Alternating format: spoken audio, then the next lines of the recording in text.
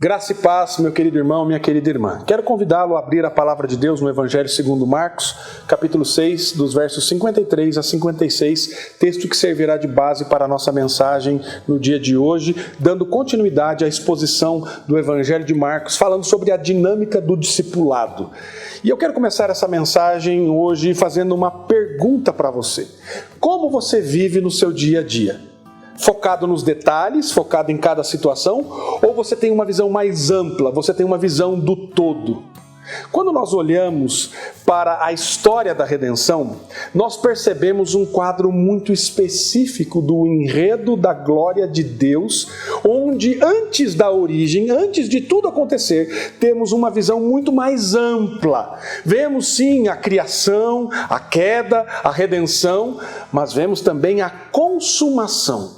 E essa palavra de Deus é dada, é revelada a nós, a mim e a você. E esse grande enredo foi nos dado para nos orientar, para que possamos conhecer o nosso mundo, conhecer a nós mesmos e principalmente o nosso Deus. Para que possamos conhecer o nosso significado, o propósito da nossa vida.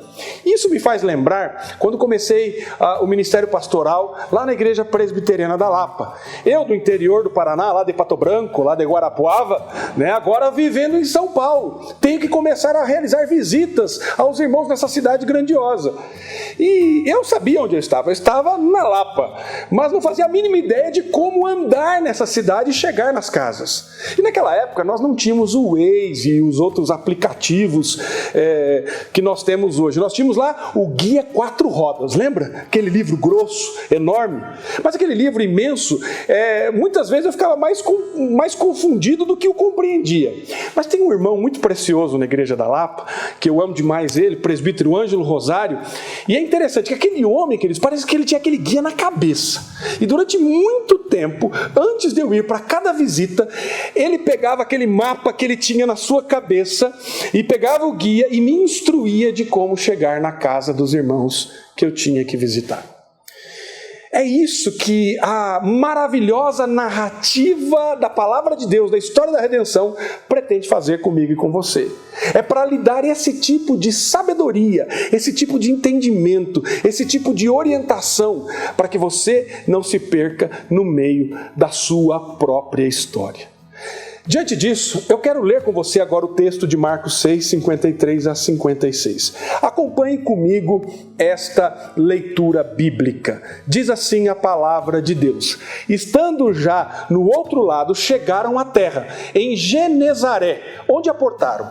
Saindo eles do barco, logo o povo reconheceu Jesus e, percorrendo toda aquela região, traziam em leitos os enfermos, para onde ouviam que ele estava. Onde quer que ele entrasse, nas aldeias, cidades ou campos, punha os enfermos nas praças, rogando-lhe que os deixasse tocar ao menos a orla da sua veste. E quantos o tocavam, saíam curados. Eu quero falar com você hoje sobre o seguinte tema. Eu quero que você pense comigo sobre o seguinte tema.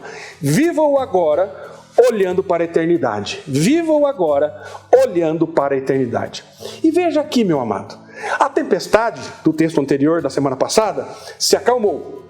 Pelo comando de Cristo, os discípulos desembarcaram agora em Genezaré. Genezaré fica entre Tiberíades, que está ao sul, e Cafarnaum, que está ao norte. É uma região muito fértil da Palestina e, portanto, muito povoada, tinha muita gente naquela região. Embora Jesus não fosse esperado lá, ele é imediatamente reconhecido e a multidão começa a se reunir ao redor de Jesus. E nesse momento do ministério do Senhor Jesus, nós vemos aqui uma espécie de resumo da narrativa da história da redenção. Esse texto tem muito mais do que nós podemos imaginar. No capítulo 7, nós veremos esse capítulo de maneira que Marcos aborda a teologia do Evangelho de Marcos, a teologia do coração, e vai realmente seguir para a centralidade, para a necessidade da mudança do coração. Depois do capítulo 8, a narrativa de Marcos começa a marchar para a cruz. Mas eu quero olhar para esse texto agora e olhe comigo então para esse texto. O que nós vemos no momento aqui é Jesus desembarcando com seus discípulos.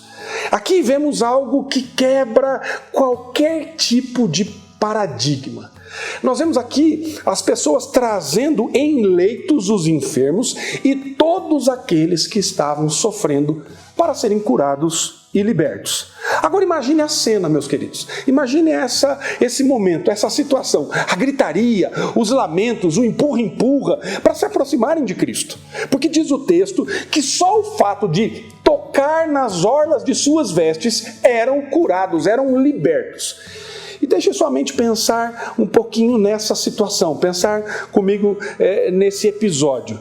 Essa é uma imagem gritante do mundo em que nós vivemos. O pecado deixou este mundo dramaticamente quebrado. E se por um momento você tem a ilusão de que a graça não é necessária, que a restauração não é necessária, olhe em volta do mundo que você vive e você vai perceber que realmente tudo isso é necessário.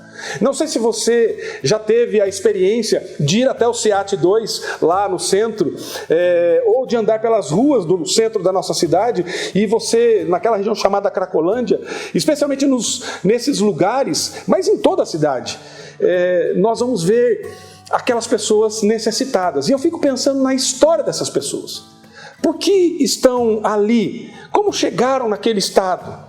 O mundo que nós vivemos hoje, queridos, está destruído. Esse mundo foi devastado pelo pecado. E olhando para esse episódio, para essa situação, será que existe esperança? Essa multidão não sabe quem eles encontraram. Mas é Deus, o Todo-Poderoso, que está no meio deles. Jesus veio e o Criador é capaz de tocar a sua criação e renová-lo por seu poder. Que maravilhoso isso, queridos. Basta apenas o seu comando, apenas a sua vontade, apenas o seu toque, porque o Deus Todo-Poderoso veio. E aquelas pessoas não tinham ainda compreensão plena disso. E isso sim significa que há esperança. Isso nos dá esperança. E essas pessoas necessitadas agora vão correndo até este que agora cura elas e liberta. Eles não têm teologia, eles não têm entendimento de quem eles estão encontrando, mas o fato é que eles encontraram o Deus encarnado que tabernaculou conosco. É por isso que, em sua condição miserável, agora eles têm alguma esperança. A presença do Filho de Deus altera todas as coisas no nosso mundo, queridos. Todas as coisas. Porque agora o que ele toca é restaurado. Porque é o Deus Todo-Poderoso, o Eu Sou, no meio de nós, trazendo vida abundante, libertação e felicidade real. Mas vemos aqui também a incrível compaixão de Cristo. Ele realmente se importa com aquelas pessoas que não entendem completamente quem ele é. Pode ser uma mulher que sofreu por muitos anos com muitos médicos, pode ser um homem de destaque cuja filha estava à beira da morte e morre e depois Jesus a ressuscita, pode ser uma multidão faminta que não pode se alimentar, discípulos duvidando em meio de uma tempestade devastadora. E aqui nós vemos a compaixão gloriosa do Cristo, do Senhor, porque realmente Ele se importa. E quando o texto nos diz, todos quantos o tocavam saíam curados, não pense que isso foi algum tipo de incidente ou um acidente. Toda pessoa que foi curada por Cristo, foi curada por seu mandamento e pela sua vontade. Alguns domingos atrás, eu falei com vocês sobre uma equação do Evangelho. Você lembra disso? Poder divino mais compaixão divina igual a tudo que você precisa, tudo que você necessita. Grave isso em algum lugar, querido. Grave essa equação. Poder divino mais compaixão divina, tudo o que você precisa, tudo o que você necessita. Mas a outra coisa que começamos a ver nessa imagem da grande história da redenção em todos os evangelhos. A redenção é uma obra de restauração total. Sim, queridos, o epicentro disso é a salvação das almas. Aquele sacrifício de Cristo que provê perdão, retidão e aceitação, que conquista a vitória sobre o pecado. Mas o zelo de Deus é que tudo que está quebrado pelo pecado será restaurado. Tudo que está quebrado pelo pecado, querido, será restaurado. E quando o grande dia chegar, poderemos enfim ver consumado o que cantamos no hino: os remidos transformados logo aclamarão seu rei, por sua imensa graça lá estarei. Todas essas imagens de cura, transformação, libertação realizadas por Jesus frente a uma criação quebrada, manchada pelo pecado, são realizados porque Ele se importa com os seus. E haverá um dia em que todos os seus filhos viverão nos novos céus e nova terra, que serão total e completamente restaurados. Não haverá mais dor, não haverá mais pecado, não haverá mais sofrimento, não haverá mais doença, não haverá mais coronavírus, não haverá mais nada disso. Ele fará tudo novo. Sim, meu querido, vale a pena acordar de manhã e continuar, porque o reino no qual fomos recebidos está marchando em direção a esse tipo de renovação, de restauração. Mas há mais uma outra coisa aqui no Evangelho de Marcos que ele deixa muito claro. Todo milagre de Cristo é instrutivo. É para ensinar a sua identidade e mostrar que Ele é o Messias sobre o qual os profetas falaram. Os milagres físicos começariam a apontar para uma doença muito mais profunda que só poderia ser curada por esse grande médico. Lembre-se das palavras de Marcos depois que Cristo acalma a tempestade lá naquele momento. Os discípulos, eles não entenderam o milagre. Por quê? Porque eles estavam com seus corações endurecidos. Eles não entenderam o que Cristo estava ensinando, a metáfora que o Senhor realiza naquele milagre, porque eles estavam com o coração endurecido. Mas há uma metáfora em cada disposição que nos indicará uma necessidade muito mais profunda, de uma esperança muito mais profunda. Porém, quando nós olhamos para esse texto, nós vemos que nos chama a atenção, e muitos estudiosos dessa passagem mencionam esse fato. Essa multidão que vai até Jesus é uma multidão que está atrás de um milagreiro, que está passando por ali na sua região. Não há evidência de qualquer senso de necessidade do ensino de Cristo, e muito menos do seu perdão, do reconhecimento de pecado. Isso é muito triste, meus queridos. Eles não compreendiam quem era Jesus, como eu já disse. Porque esses homens, mulheres, estão agora na presença física do Messias, do Salvador, daquele que tem absolutamente poder de perdoar pecados. E todos eles não se importam com isso, eles querem apenas a cura temporal, eles querem alimentação agora, uma provisão nesse momento, só estão olhando para o já e não estão tendo uma visão do ainda não, do que está por vir, da necessidade real. Eles não estão atrás de Cristo por causa da sua sabedoria libertadora, por causa do Evangelho do Reino. Eles não estão atrás dele porque ele tem o poder de perdoar pecados. Eles estão atrás dele porque ele tem a capacidade de tornar a vida física mais confortável, mais agradável, mais tranquila. Agora, eu entendo que não é errado clamar por cura física. Eu sei que não é errado clamar pela provisão de Cristo para as nossas necessidades físicas. De modo nenhum, querido. Mas o que me chama a atenção aqui, e é muito triste, é que tudo o que queremos, e muitas vezes, se resume somente a isso. Somente ao já. E não focamos no ainda não. Só os detalhes, só no agora e não no porvir. Pense comigo por um minuto, querido. Pense comigo por um instante. Toda pessoa que Cristo curou, um dia morreu. Essa é a realidade. Essa é a realidade desse momento. E como é triste, querido, quando nós estamos na presença do Cristo, do Senhor, e o nosso problema não é o fato de querermos muito dele. O nosso problema é que nós nos contentamos com muito pouco que ele nos dá. No entanto, se os seus olhos estão abertos a essa necessidade mais profunda, querido, se você deseja algo mais que o conforto, que o prazer momentâneo de uma vida previsível, de uma vida fácil, tranquila, na sua zona de conforto, se você realmente deseja mais, sabe o que aconteceu com você? A graça do Senhor o visitou. O pecado, meus amados, ele é enganoso, e fora da relação com Cristo, nós estamos mortos para um relacionamento com Deus. Aquele que está longe de Cristo está morto. Portanto, se sentimos uma necessidade mais profunda, sentimos porque recebemos o toque da graça do Cristo. Mas eu lhe pergunto, que é que você quer desse Cristo?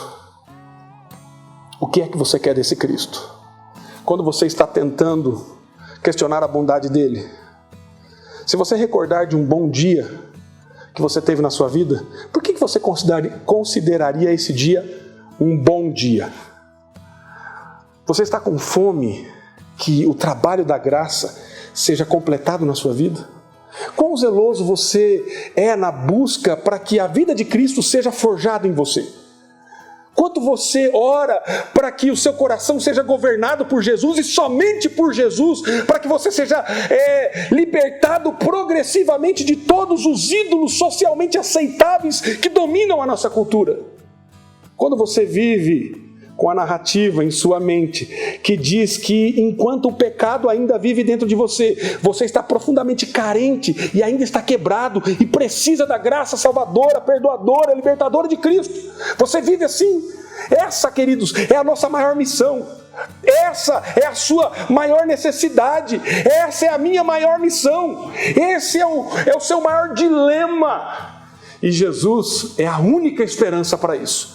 O Evangelho, ele molda como você pensa sobre você mesmo, como você pensa sobre as suas reais necessidades.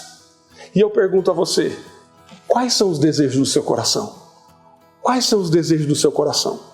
Não agora, enquanto você está ouvindo esta mensagem, num tempo de adoração, porque agora você está pensando de uma maneira espiritual, mas eu lhe pergunto lá na terça-feira, na quarta-feira, na quinta-feira, o que é que você realmente deseja, querido?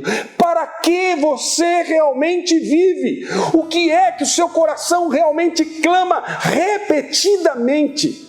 Será que depois que a graça gloriosa abriu os nossos olhos para uma profunda necessidade espiritual, nossos olhos se fecharam novamente e seríamos aqueles que não pedem muito ao nosso Pai, que infelizmente se contentam com muito pouco? No que você realmente se alegra e celebra agora? Se você é filho de Deus, você é alcançado pela graça, e a graça abriu os seus olhos para essa profunda necessidade. Louvado seja o nosso Deus por isso. Mas podemos esquecer e podemos voltar aos desejos que governam nosso coração, que são mais para as coisas temporais do que para o resgate eterno. Não viva, querido, focado somente na sua necessidade momentânea. Não foque somente no já. Saiba que ainda tem um ainda não. Você faz parte de uma grande história da redenção. Que você viva a sua vida agora, nesse momento, com a perspectiva da eternidade. Que o Senhor nos ajude, que Ele abra os nossos olhos para que possamos perceber que os nossos corações celebrem a redenção que só pode ser encontrada na pessoa e na obra do nosso Redentor, do nosso Senhor Jesus. Que Deus abençoe a sua vida, meu querido.